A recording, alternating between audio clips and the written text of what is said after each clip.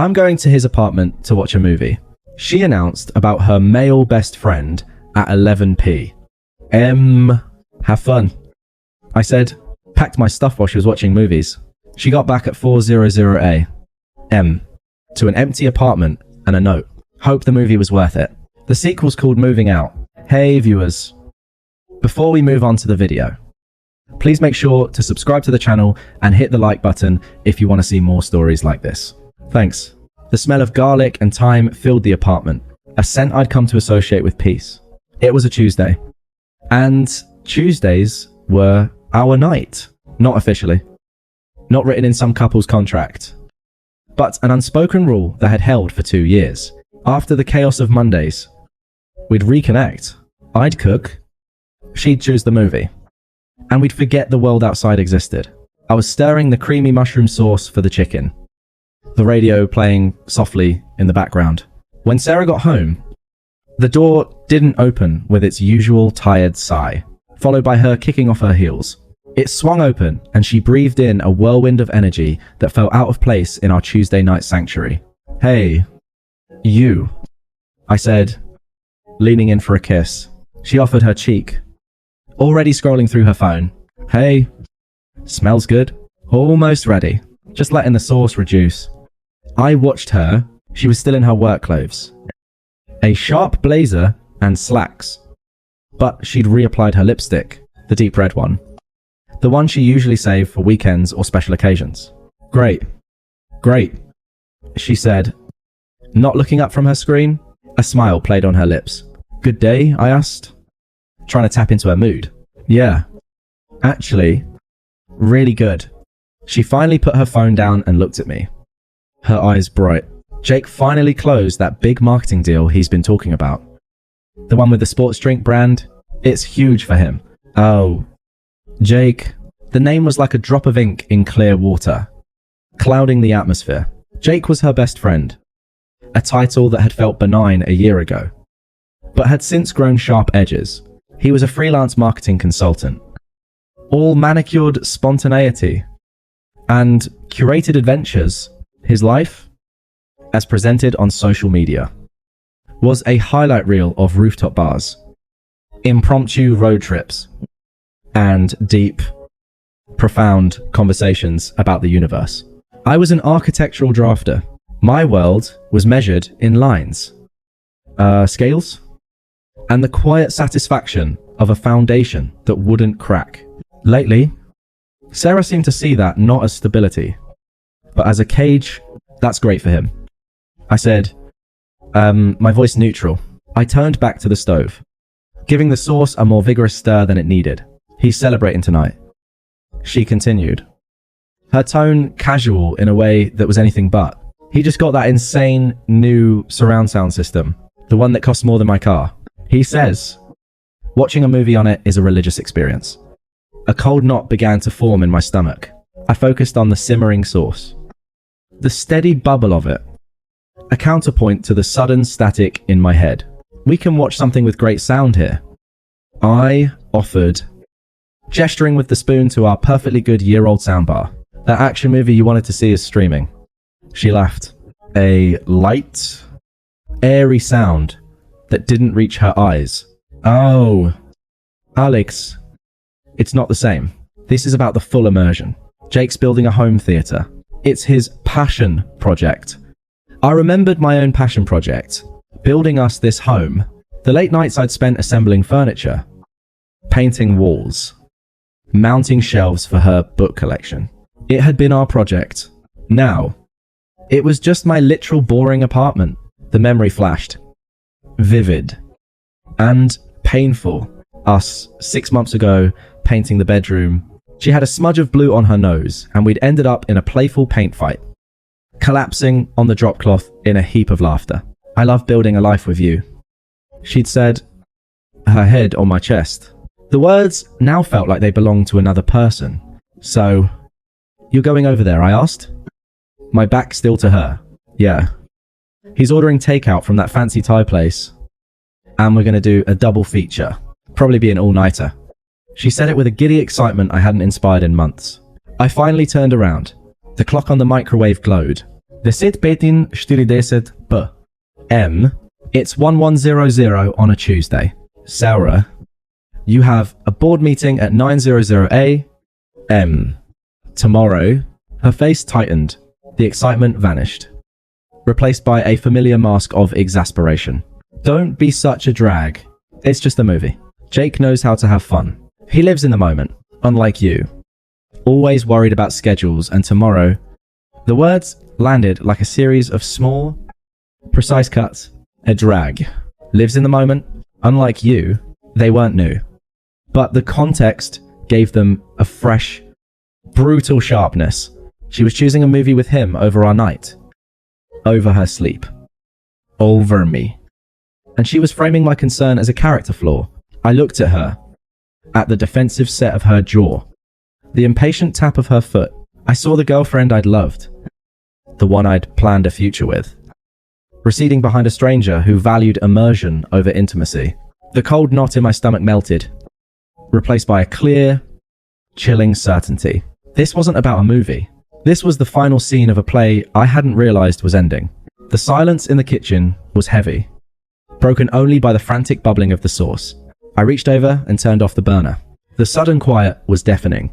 All the arguments I could have made flashed through my mind. I made you dinner. It's our night. This is disrespectful. He's not just your friend and you know it. I could have yelled. I could have begged. I could have listed every time Jake had coincidentally needed her when we had plans. Every backhanded compliment she'd made about my safe job. Every time I'd bitten my tongue to keep the peace. But looking at her now, poised to walk out that door, I saw the truth. Any reaction. Anger. Hurt. Pleading. Would just be more drama for her to dissect with Jake later. He was so insecure. You wouldn't believe it. So controlling. I would become the villain in their story. No matter what I did. So I chose not to play. I took a slow, quiet breath. The kind you take before stepping off a high dive. The hurt and anger were there. A roaring fire in my chest. But I smothered them. I let the clarity wash over me. Cold and final. I looked her directly in the eyes. My expression, unreadable. My voice unnaturally calm. Okay. I said, have fun. Her smug confidence flickered and died. She'd been braced for a fight, ready to counter my insecurity with her enlightened perspective. My serene acceptance was a void she hadn't anticipated. It threw her completely off script. Wait. What she stammered. Her brow furrowed in confusion. That's it. No argument. No guilt trip. I simply shrugged.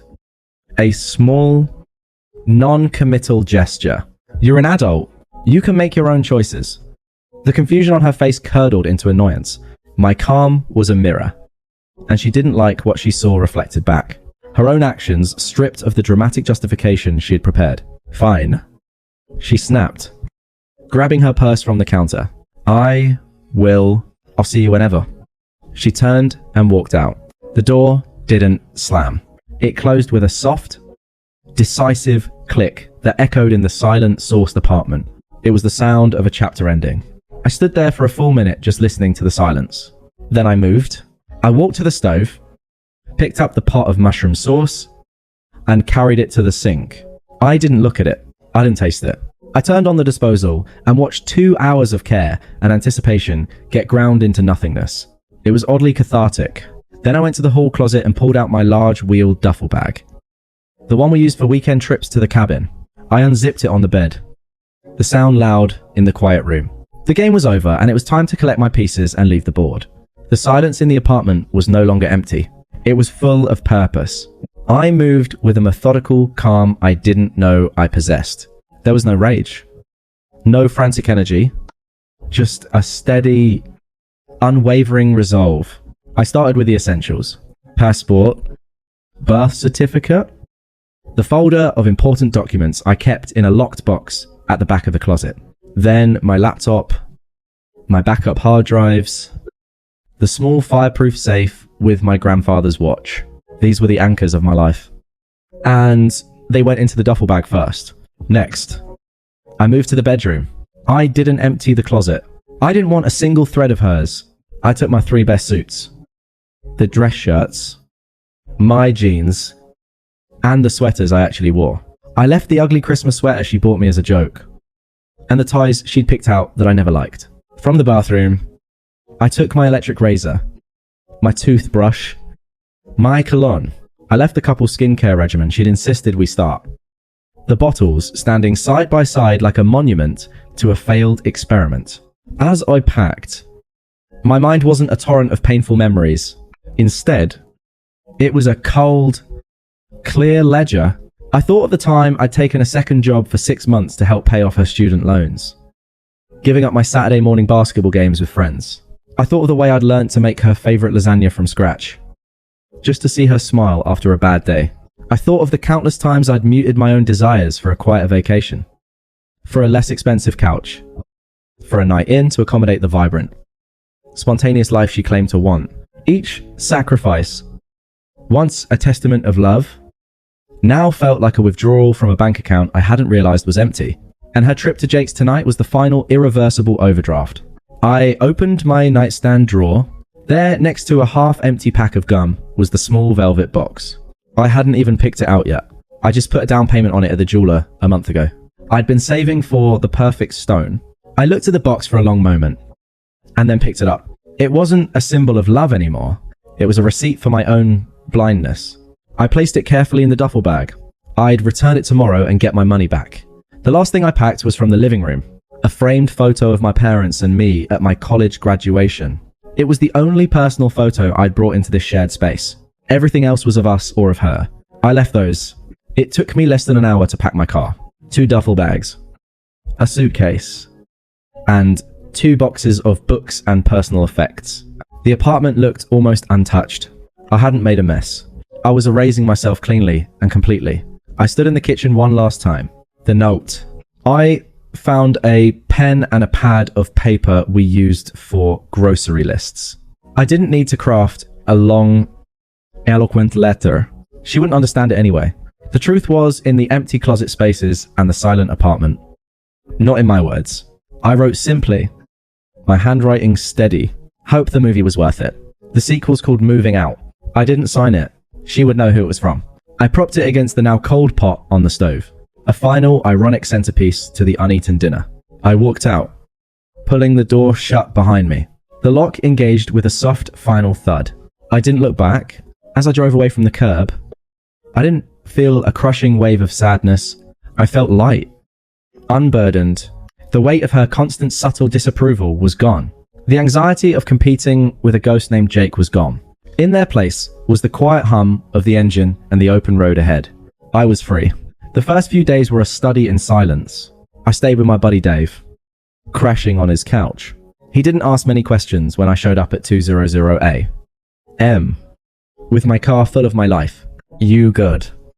Man, he'd asked, his face etched with concern. I will be, I'd said, and that was that. He was a good friend. He gave me space. I called my landlord first thing in the morning, explained the situation in vague terms, and paid a penalty to break the lease. I transferred my half of the rent and utilities for the final month into our shared account. A clean financial severance. I wasn't going to leave her in a lurch. But I also wasn't going to be responsible for her anymore. Then I blocked her number and her email and her social media accounts. It wasn't an act of anger, but of self-preservation. I knew the storm was coming, and I had no intention of being caught in the rain. The storm arrived, as predicted, through indirect channels. My phone buzzed with a number I didn't recognize. I let it go to voicemail. Alex, it's me. Where are you? The apartment is empty. This isn't funny. Call me back. Her voice was a mix of confusion and irritation. I deleted it. An hour later, another unknown number. This one was sharper. Okay. I get it. You're mad. You're making a point. Fine. You've made it.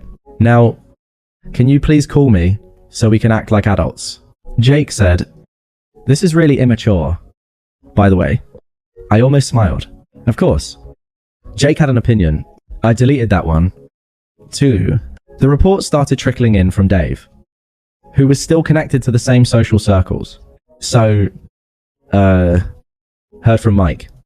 Dave said cautiously, over pizza that night. He said Sarah's been blowing up the group chat She's saying you had a nervous breakdown and just disappeared, that you're being really unstable. I took a bite of pizza. Okay. She's telling people you abandoned her because you were jealous of her friend. She's playing the victim hard. I shrugged. Let her. The real karma began a week later. Dave, who had been my silent source of intel, came into the living room with a look of grim satisfaction on his face. So, the Jake situation. It's unfolding. I looked up from my laptop. Yeah. Mike saw them at a bar last night. He said it was tense. Apparently, Jake's all-nighter enthusiasm doesn't extend to actually being a boyfriend. Sarah was crying, and Jake was looking at his phone, bored out of his mind. Mike overheard him say, "Look, Sarah, I'm not looking for anything serious. I thought we were just having fun." I felt nothing. No shot in Freude. No vindication. It was just an inevitable outcome. Like a script I'd already read. Then Dave continued, leaning forward, "It gets better. Remember that big sports drink deal she was so excited about?" I nodded. Turns out Jake massively overstated his role in it. He was a junior consultant on a tiny part of the campaign.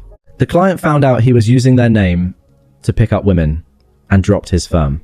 The guy's a total fraud. He's probably going to have to move back in with his parents. So, the shining castle she'd left me for was made of sand, and the tide was coming in. She was now humiliated, financially strained from the full rent, and utterly alone. The friends who had initially sympathized with her were starting to see the pattern, starting to remember the loyal guy she'd casually discarded. The narrative was shifting. I didn't care. I was already looking at apartments online.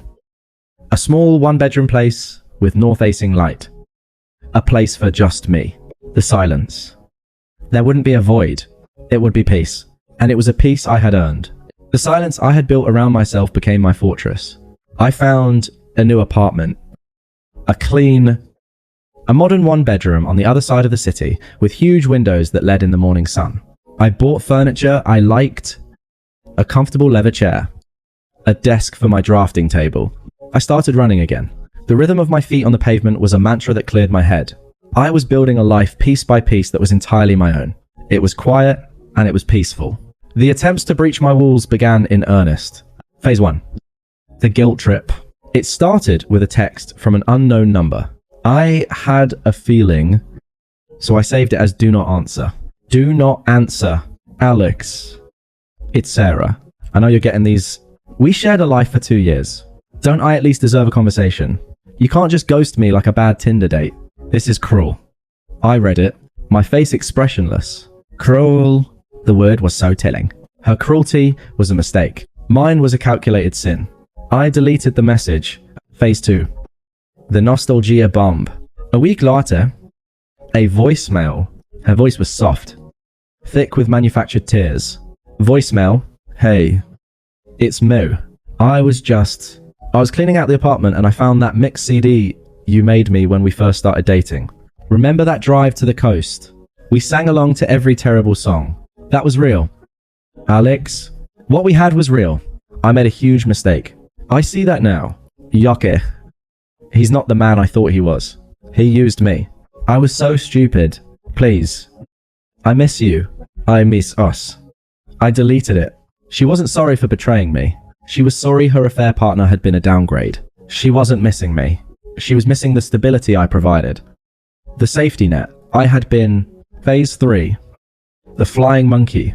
Then her sister Melissa called. I almost didn't answer. But I wanted to see the playbook. Alex. It's Melissa. She began, her tone cloying and condescending.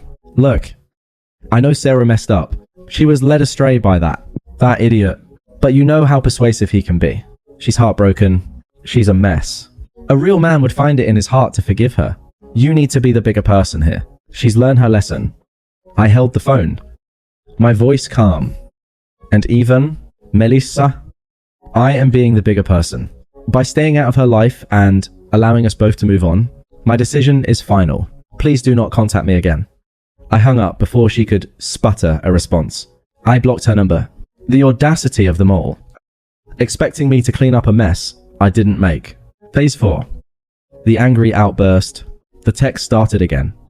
This time from a different number. The mask was fully off. Unknown number. So that's it. You're just a coward. You won't even fight for what we had. You just run away. Unknown number. I see now. You never really loved me. You were just looking for an excuse to leave. You're pathetic. Unknown number. You're a cold, heartless bastard. Alex. I hate you.